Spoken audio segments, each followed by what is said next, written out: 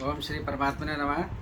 मैं प्रोफेसर हरिहृदय अवस्थी अपने परम पूज्य गुरु जी वेद मूर्ति तपोनिष्ठ गीता उपनिषद पुराण और धर्मशास्त्र के विशेषज्ञ प्रोफेसर पंडित भगवत शरण शुक्ल जी के साथ में आप सभी का Awasthi Ayurveda anatomy yoga and spirituality channel पर हार्दिक स्वागत करता हूं। हम लोग गीता के 14वें अध्याय में हैं और प्रथम श्लोक है गुणत्रय विभाग, इस अध्याय का नाम है। तो गुरु जी इस अध्याय के प्रारंभिक श्लोक पर हम लोग को ज्ञान वर्षा करेंगे और सरल शब्दों में इनकी व्याख्या करेंगे। तो हम लोग चलते हैं गुरु जी की ओर।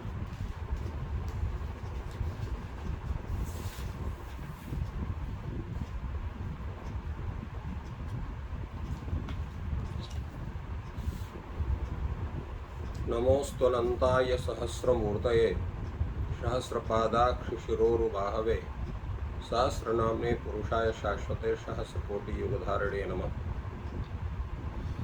कृष्णाय वासुदेवाय हरिये परमात्मने प्रणतक्लेशनाशाय गोविंदाय नमो नमः।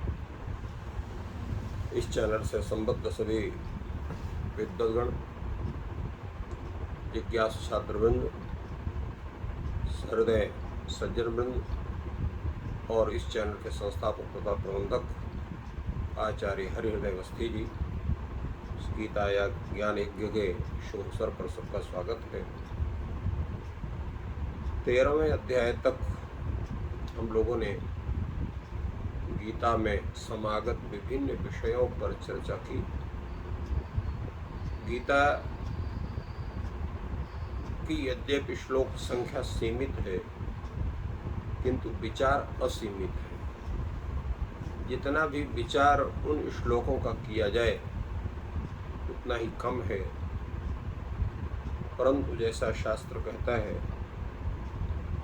कि अल्प समय में यथासंभव जितनी चर्चा की जा सकती है उतनी चर्चा हम लोग करते हैं। अन्यथा तो एक एक श्लोक में उसका जो रहस्य के ऊपर अगर विचार किया जाए, जैसे अनेक टीकाकारों ने अनेक विचार प्रस्तुत किए हैं, उन सभी को अगर ग्रहण किया जाए तो एक श्लोक की भी 1 महीने तक व्याख्या हो सकती है।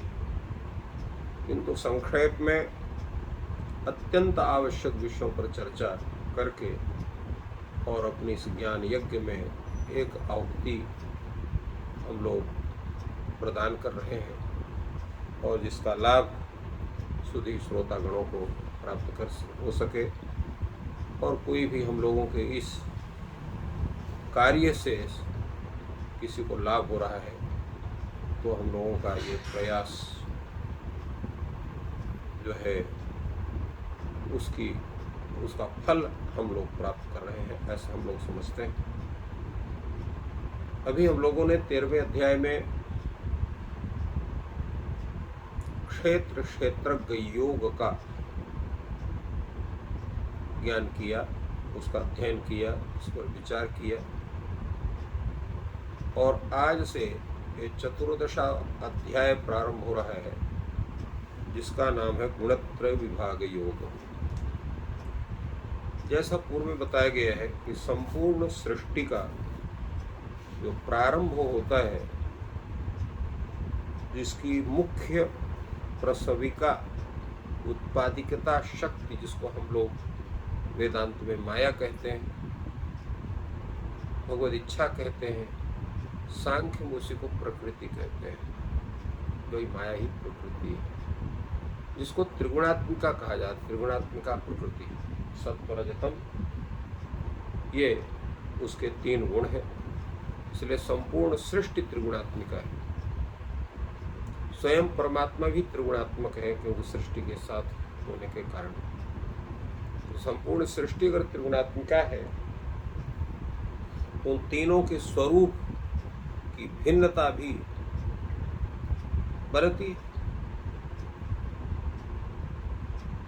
उन तीनों गुणों का जो स्वरूप है वो क्या है, उनके कार्य क्या है, कारण क्या है और कैसे इनके चक्कर में जीव या जीवधारी व्यक्ति कैसे उस चक्कर में पड़ता है फिर कैसे उस चक्कर से छूट सकता है। इन तीनों गुणों से हम अतीत होकर उस परमात्मा को कैसे प्राप्त कर सकते हैं, इनका विवेचन इस अध्याय में होगा। और जो सर्व मुख्य बात यह है कि इन तीनों गुणों की आवश्यकता भी इस संसार में है, क्योंकि जब हम साधन काल में रहते हैं तो सत्व गुण से भी हमारा संबंध होता है, रजोगुण से भी संबंध होता है, तमोगुण का भी संबंध होता है। और इसका हम सत्व को केवल ग्रहण करें, रज को और तम को ग्रहण न करें, तो ये भी संभव नहीं है, क्योंकि सबका हमको संसार में रह करके सभी के साथ कहीं न कहीं संबंध हमारा बनता है।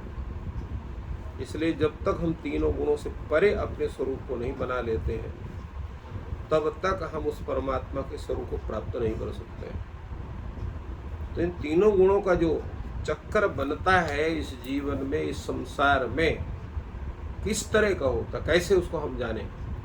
हम बहुत बड़े अपने को सात्विक बनाना चाहते हैं, तो कैसे बना सकते हैं जब तक हमको उस राजस स्वरूप का पता ना हो, तामस स्वरूप का पता ना हो। राजस से हमें क्या लाभ है, क्या हानि है, तामस से हमें क्या लाभ है, क्या हानि है, सत्व गुण से हमें क्या लाभ है, क्या हानि है, इनका भी विवेचन करना, इनका जानना अत्यंत आवश्यक होता है। क्योंकि जब हम तो जानते नहीं हैं, तब तक उसके स्वरूप से परिचित नहीं होते हैं, और जब तक परिचित नहीं होते हैं तो उसको अपनाना है, उसका त्याग करना है, इसका निर्णय हम नहीं कर पाते। इसलिए भगवान ने गुणत्रय विभाग योग नामक इस अध्याय में उन तीनों गुणों से परिचय कराने के लिए ही उन्होंने इसका विवेचन किया। जैसा आप सब जानते हैं कि 10वें अध्याय में भगवान ने अपने दिव्य रूपों की चर्चा की। तो 11 अध्याय में भगवान ने उन दिव्य स्वरूपों की एक झांकी प्रस्तुत की अपने विश्व रूपों में, और 12 अध्याय में उस परमात्मा स्वरूप की भक्ति का क्या स्वरूप होता उसका विवेचन किया। और 13 अध्याय में संपूर्ण सांख्य शास्त्र के स्वरूप का वर्णन करते हुए क्षेत्र और क्षेत्रज्ञ अर्थात जीव, परमात्मा और संसार या शरीर, इन सभी की उत्तम व्याख्या करके भगवान ने देहात्मवाद और संपूर्ण इस तरह से जितने भी भ्रम है सबका निवारण किया। अब इतने जानने के पश्चात भी व्यक्ति का जो संसार में लिप्तता बनती है, उसका मुख्य कारण ये जो तीनों गुण हैं, इनको कैसे समझे, कैसे जाने, क्या उसका स्वरूप होना चाहिए, इन सब का ज्ञान हमको इस अध्याय में होगा, जिसकी चर्चा हम लोग करते हैं।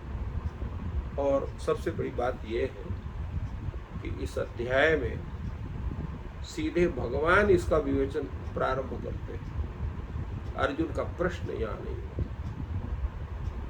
अन्यत्र तो किसी के अध्याय में प्रश्न भी है, किसी अध्याय में प्रश्न न होकर के सीधे विवेचन है। जैसे अभी हम लोगों ने 13 अध्याय का विवेचन किया, तो भगवान ने सीधे बिना प्रश्न के जो है भगवान ने क्षेत्र और क्षेत्रज्ञ की चर्चा प्रारंभ की। इसमें भी कोई प्रश्न न होने के बावजूद भी भगवान ने उसको संपूर्ण स्वरूप का विवेचन भगवान ने किया। तात्पर्य क्या होता है? तात्पर्य यह है कि जब गुरु जान लेते हैं कि इस विद्या की प्राप्ति का ये सम्यक अधिकारी, तो उसे उस विद्या के रहस्यों को वह गुरु स्वतः प्रकट कर देता है बिना प्रश्न के। यही ये बात स्पष्ट होती है।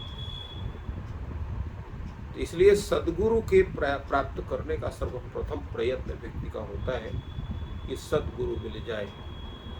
हमारे यहाँ एक कहावत है कि पानी पिए छान छान और गुरु करे जान जान। माने पूर्ण रूप से जान करके कि ये व्यक्ति हमें परमार्थ पथ पर लगाएंगे, इनका आचरण, इनके वचन, इनका संपूर्ण व्यवहार अत्यंत सात्विक है, उसका परीक्षण करने के पश्चात, परीक्षण क्या गुरु का आप करेंगे, बशर्ते उसके सामान्य बाह्य व्यवहार की का तो आप ज्ञान कर सकते हैं, आभ्यंतर ज्ञान की सीमा को आप भले ही नहीं उसका स्पर्श कर पाए, किंतु बाह्य आचार्य के माध्यम से और सत्संग के माध्यम से व्यक्ति के गुण और दोष का कुछ न कुछ ज्ञान तो अवश्य हो जाता है। एतदर्थ गुरु के विषय में पूर्ण जानकारी करके, उनके महिमा का जान करके उन्हें अपना सदगुरु के रूप में उनको ग्रहण करना चाहिए और इसके बाद उनको उससे ज्ञान प्राप्त करना चाहिए। और ज्ञान भी तब मिलेगा जब आपके अंदर वह विनय होगा, वह जिज्ञासु बना होगा और अत्यंत समादर होगा, क्योंकि शास्त्र भी कहता है कि समादर पूर्वक पूछे गए प्रश्न का ही उत्तर देना चाहिए, निरादर पूर्वक पूछे गए प्रश्न को उसका उत्तर उस गुरु को भी नहीं देना चाहिए। और जब वो अधिकारी वह व्यक्ति है, जब आदर के साथ आर्तभाव से जब उस प्रश्न करता है और तब उसका उपदेश जब गुरु करता है, तो उपदेश वो तरस्पर्शी होता है, हृदय स्पर्शी होता है। वो केवल सामान्य मन को छू करके नहीं, वो बुद्धि को, आत्मा को छू करके उसमें प्रविष्ट होता है। ये ज्ञान का एक स्वरूप है। इसलिए यहाँ भगवान अर्जुन को उत्तम अधिकारी मानते हैं और उत्तम अधिकारी को बिना पूछे भी कई वस्तुओं का स्पष्टीकरण, कई विषयों का स्पष्टीकरण करना पड़ता है। इसलिए भगवान ने यहाँ पर इसका स्पष्टीकरण किया। एकादश अध्याय के साथ साथ उन्होंने द्वादश अध्याय भक्ति योग का और इसके साथ साथ क्षेत्र क्षेत्रज्ञ योग का त्रयोदश अध्याय में और चतुर्दश अध्याय में गुणत्रय विभाग योग का भगवान स्वतः कथन करते हैं। और भगवान सीधे कहते हैं, श्री भगवान उवाचो परम भूयः प्रवक्ष्यामि ज्ञानानां ज्ञानमुत्तमं यज्ञात्वा मुनियः सर्वे पराम सिद्धि मितो गताः। हम जो आपके सामने इस समय कहने जा रहे हैं, भूयः ज्ञानानां उत्तमं परम उत्तमं ज्ञानम प्रवक्ष्यामि। अभी तो आपको हमने जितने ज्ञान दिया है उतना दिया ही, अब और भी ज्ञानानाम परम उत्तमम ज्ञानम, जो जितने ज्ञान है उसमें जो परमोत्तम ज्ञान है वो ज्ञान हम आपसे कहने जा रहे हैं। भगवान कहते हैं, अब ये उनके शब्दों पर आप देखिए भगवान के, ज्ञानानाम उत्तमम ज्ञानम, ज्ञान में जो उत्तम है और उसमें परम उत्तमम ज्ञानम, जो अत्यधिक श्रेष्ठ ज्ञान है उसको कहने जा रहे हैं भगवान। तो इसमें क्या रहस्य है इस ज्ञान में, जितने बड़े ज्ञान को कहने जा रहे हैं? कहते हैं यद ज्ञात्वा सर्वे मुनयः पराम सिद्धिम इतो गताः। इस ज्ञान को प्राप्त करके जो बड़े बड़े ऋषि हैं, महर्षि हैं, मुनि हैं, उन्होंने जो है इस इतः पराम सिद्धिम गता, परम सिद्धि को प्राप्त किया उन्होंने। अब प्रश्न ये होता है कि ये जो ज्ञानानाम उत्तमम ज्ञानम जो भगवान ने कहा, कौन सा ज्ञान है जो उत्तम ज्ञान है? इसका मतलब जो अभी तक जितने ज्ञानों की चर्चा हुई वो ज्ञान उत्तम नहीं है। और उसमें भी उन्होंने कहा कि परम उत्तमम ज्ञान, माने श्रेष्ठ उत्तम ज्ञान। ज्ञान में जो उत्तम हो सकता है और उत्तम में भी जो परम श्रेष्ठ उत्तम ज्ञान है उसकी चर्चा हम करने जा रहे हैं। तो यहाँ पर बताया गया कि ज्ञान की जो स्थिति है वो वेदों में भी है, स्मृतियों में भी है, पुराणों में है, और विभिन्न विषयों को समझाने के लिए नाना प्रकार के बहुत से उपदेश दिए गए हैं। तो वो सभी जितने ज्ञान हैं उनको हम ज्ञानानाम पद से कह सकते हैं, वो सब ज्ञान है। उनमें जो प्रकृति पुरुष का स्वरूप विवेचन ज्ञान है, पुरुष के वास्तविक स्वरूप का जहाँ पर हम उसका प्रत्यक्ष कराते हैं, तो वो जो ज्ञान है उसको हम तत्व ज्ञान कहते हैं। और यहाँ भगवान उसी ज्ञान का वर्णन करने की प्रतिज्ञा कर रहे हैं, वो जो परम ज्ञान है, जिसके द्वारा ये उसमें कहते हैं यस्मिन विज्ञाते सर्वम ज्ञातम भवति, जिसके ज्ञान करने के बाद सब कुछ ज्ञात हो जाता, कुछ भी अनजाना नहीं रहता। क्योंकि संपूर्ण जो सृष्टि की जो प्रक्रिया है, जिसके विषय में बहुत चर्चा हुई है, वो पुरुष और प्रकृति के संयोग से प्रारंभ होती है, और जिससे संपूर्ण सांख्य शास्त्र में जैसा विचार हुआ है कि प्रकृति से महत्तत्व, महत्तत्व से अहं तत्व, और अहं तत्व से एकादश इंद्रिय और पंच तन्मात्राएं, पंच तन्मात्राओं से पंच महाभूत की उत्पत्ति होती है, और उसके बाद फिर संपूर्ण प्राणियों की उत्पत्ति होती है। जितने जीव हैं वो सब उत्पन्न होते हैं, कि जब तक इस भौतिक जगत में पंच महाभूत का स्वरूप प्रकट नहीं होगा, तब तक सृष्टि का स्वरूप नहीं हो सकता। इसलिए वेदों में, उपनिषदों में भी कहा गया, तस्मात् आकाशा संभूता, आकाशात् वायु, वायुरग्नि, अग्नि आपः, अद्भ्या पृथ्वी, पृथिव्यो अन्नम, अन्नात् पुरुषा, तस्मात् पुरुषा अन्नमयः। इस प्रकार जो है अन्नमय कोश इत्यादि के रूप में वर्णन हमें प्राप्त होता है, तैत्तिरीय उपनिषद में और अन्य उपनिषदों में प्राप्त होता है। तो तात्पर्य यह है कि जो प्रथम है वो क्या है, प्रकृति है, और जो पुरुष है उस प्रकृति से भिन्न है। इसलिए क्षेत्र और क्षेत्र के विषय में इसकी चर्चा भगवान ने किया। तो वह जो ज्ञान है, वह ज्ञान परमात्मा के स्वरूप को प्रत्यक्ष कराने वाला और जीवात्मा को प्रकृति के बंधन से छुड़ाने वाला है। क्योंकि जब तक जीवात्मा उस प्रकृति के बंधन से मुक्त नहीं होगा, तब तक वह जो है मोक्ष को प्राप्त नहीं कर सकता है। इसलिए ये ज्ञान जो है, अनेक प्रकार के ज्ञान हो सकते हैं, उनमें परम ज्ञान कौन है, उत्कृष्ट ज्ञान कौन है, जो प्रकृति और पुरुष के जो संबंध है, उस संबंध को हटा करके और मोक्ष को प्रदान करता है।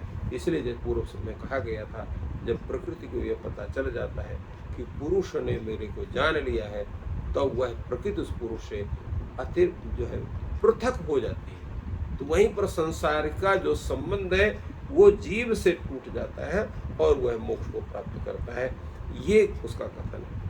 दूसरा प्रश्न होता है, कहते हैं इसका मतलब है अभी तक इस ज्ञान की चर्चा भगवान ने नहीं की। इसमें कहते हैं भूया, इसका मतलब भूया का तात्पर्य होता है इसके पहले भी आपने इस ज्ञान की चर्चा की है और पुनः उस ज्ञान की चर्चा कर रहे हैं। तो भूया जो शब्द है ये दिखला रहा है इस ज्ञान का निरूपण अभी पहले बार नहीं कर रहे हैं। भगवान ने इसकी चर्चा शुरू से प्रारंभ की है, और वो चर्चा हुई है कहाँ, सर्वप्रथम आपको द्वितीय अध्याय में हुई, जहाँ पर सांख्य योग के विषय में चर्चा हुई। फिर इसके बाद जो है दूसरी चर्चा आपको फिर कर्म योग के विषय में चर्चा हुई, जो तृतीय अध्याय, चतुर्थ अध्याय में। इसी प्रकार होते होते अनंतर ये जितने भी अध्यायों में ये वहाँ बीच में सांख्य योग के साथ साथ कर्म योग के साथ साथ भक्ति योग की चर्चा हुई, और ये भी जो है उसी के अंतर्गत का स्वरूप है जिसकी हम चर्चा कर रहे हैं। तो यदि भगवान ने पहले भी इस विषय पर चर्चा की है, किंतु ये इतना दुर्गेय विषय है कि केवल एक चर्चा से पूरी बातें समाप्त नहीं होती। इसलिए बार बार कहना पड़ता है, बार बार उसके एक एक पक्ष को खोलना पड़ता है।